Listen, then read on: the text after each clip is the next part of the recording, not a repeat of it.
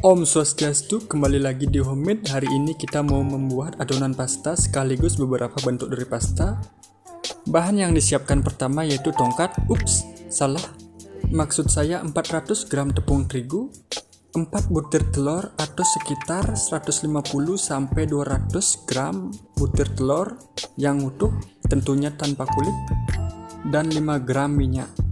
Untuk step yang pertama, kita bentuk dulu tepung seperti gunung berapi agar ketika kita menuangkan telurnya nanti tidak belepotan kita kerjanya. Kalau ingin kerja praktis, kalian bisa mengaduknya dengan garpu. Bisa juga diulen di bowl, ataupun jika semeton mempunyai mesin adonan, semeton bisa menggunakan itu untuk membentuk pastanya ini. Kita rekatkan tepungnya ke dalam telur perlahan-lahan.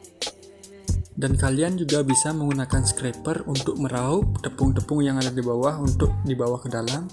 Dan kita aduk lagi agar tepungnya tidak ada yang kebuang. Pastikan dalam proses pembentukan adonan semua komponen tercampur rata agar ketika kita resting atau kita istirahatkan selama 15 menit sampai 30 menit, adonannya berkembang dengan maksimal. Beberapa bentuk pasta yang ingin saya sharing kali ini untuk semeton. Yang pertama itu ada spaghetti, malloredus, fettuccine, cavatelli, dan tagliolini. Sambil lanjut menonton, jangan lupa like, share, comment, and subscribe jika video ini bermanfaat untuk semeton. Setelah melewati adonan yang kasar, kita terus ulen sampai adonannya benar-benar kalis dan halus.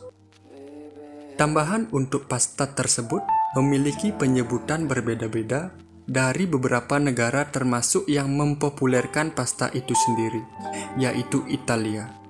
Dalam penyebutan bahasa Italia adalah pasta alimentare. Sedangkan untuk di Inggris, pasta adalah sebutan untuk berbagai jenis masakan dengan bahan utama yang diberi bumbu dan saus. Begitu juga Yunani memiliki penyebutan khusus untuk pasta yaitu pastos. Sementara itu sedikit informasi yang bisa saya sharing untuk kalian. Untuk selebihnya bisa kalian baca di deskripsi di bawah. Setelah adonan pasta sudah menyatu dengan bagus, kita bungkus dengan plastik dan usahakan tidak ada rongga udara yang masuk selama proses resting adonan. Kita tepuk-tepuk. Masih aman. Kita istirahatkan. Saya kembali dengan adonan yang sudah maksimal. Kita buka dulu bungkusan plastik dari adonan.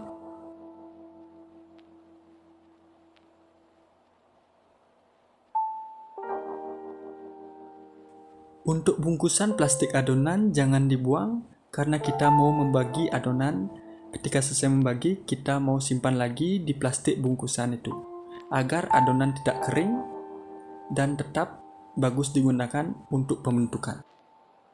Adonan saya bagi 4 terlebih dahulu sebelum saya proses menjadi bentuk pasta.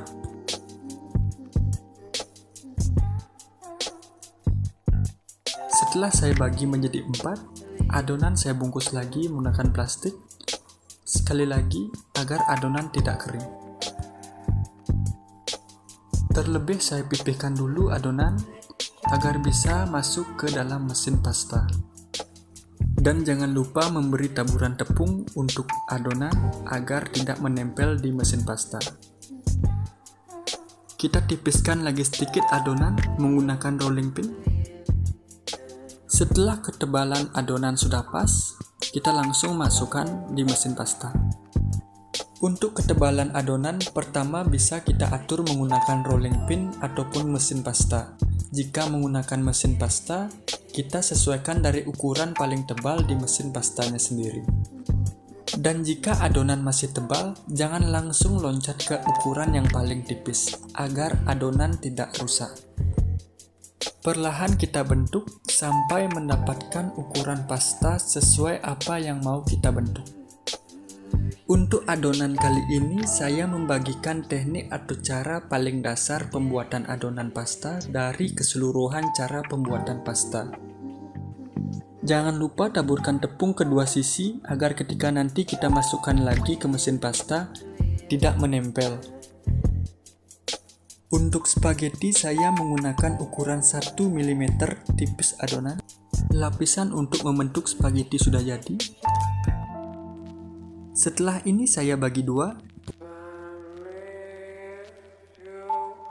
Pasta bisa menjadi sumber karbohidrat, pengganti nasi, dan tentunya jumlah karbohidrat di dalam pasta dapat berbeda tergantung jenis pasta yang semeton konsumsi. Sebelum saya cetak, saya rapikan sedikit. Untuk karbohidrat, sekiranya spaghetti 100 gram dapat mengandung sekitar 31 gram karbohidrat. Untuk olahan spaghetti bisa digunakan sebagai masakan seperti spaghetti bolognese, spaghetti carbonara, dan spaghetti aglio olio. Kali ini saya cetak spaghetti ketebalannya lebih kecil dari yang ada di pasaran.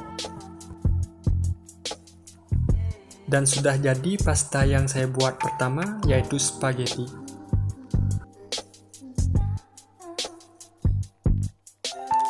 Berikutnya fettuccine, pasta yang berbentuk lembaran, hampir mirip dengan kue tiaw, namun lebih tipis. Munculnya pasta ini diciptakan oleh Alfredo Di Lelio pada tahun 1908 di sebuah restoran yang dikendalikan oleh ibunya, Angelina, di Piazza Rosa di Rome.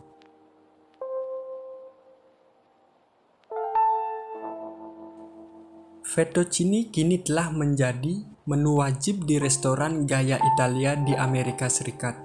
Untuk pengolahannya sendiri biasanya dihidangkan dengan creamy sauce. Dan kembali lagi, adonan saya rapikan sebelum saya cetak menjadi pasta fettuccine. Saya lipat-lipat lebih dahulu lapisan pasta sebelum saya potong menjadi fettuccine. Untuk ukuran pasta fettuccine sendiri itu sekitar 1 cm.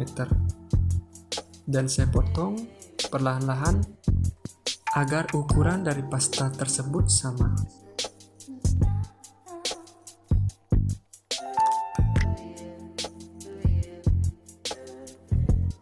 Dan pasta yang kedua sudah jadi, yaitu fettuccine pasta.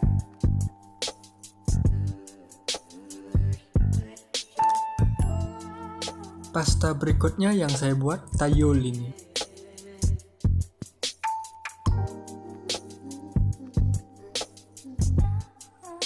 Pasta ini lebih mirip spaghetti namun lebih tipis untuk ketebalannya. Seperti biasa, saya rapikan lapisan dari adonan tersebut. Dalam prosesnya saya lipat-lipat lagi seperti pembuatan fettuccine, namun untuk pemotongannya lebih tipis.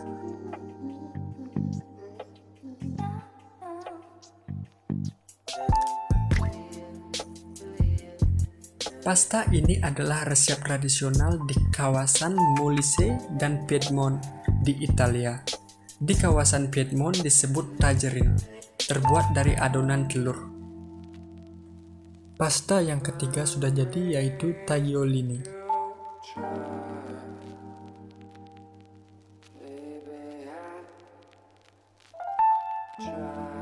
Pasta yang saya buat berikutnya yaitu cavatelli. Terlebih dahulu kita bentuk bulat memanjang. Setelah itu baru kita potong dengan scrap. Dari istilah cavatelli mempunyai dua makna. Makna yang paling biasa adalah pasta cengkereng kecil yang kelihatan seperti ban hotdog. Pasta cavatelli dan molle redus seharusnya tidak menggunakan adonan telur, karena bahan pasta ini hanya memakai tepung semolina dan air saja. Dalam pembentukan pasta cavatelli, kita cukup dorong dengan jempol. Namun kali ini saya memvariasikannya sedikit penambahan bahan dan mengganti tepungnya sendiri. Pasta yang keempat sudah jadi, yaitu cavatelli. Pasta yang terakhir saya buat yaitu Maloredus. Untuk pembuatannya hampir sama dengan Cavatelli, namun ada penambahan alatnya untuk membentuk garis-garis dari Maloredus.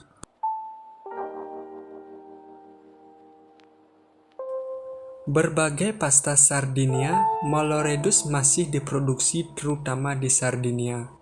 Maloredus yang kecil dan memanjang adalah pilihan yang baik dan tepat untuk hampir semua hidangan pasta. Karena lekukan pada Maloredus yang memanjang, pasta ini banyak mengikat banyak saus. Kita dorong dengan jempol sampai membentuk cekukan garis-garis. Pasta terakhir sudah jadi, yaitu Maloredus. Sekian informasi yang saya bagikan kali ini, semoga bermanfaat, semoga prakteknya lancar. Jangan lupa like, share, subscribe, and comment.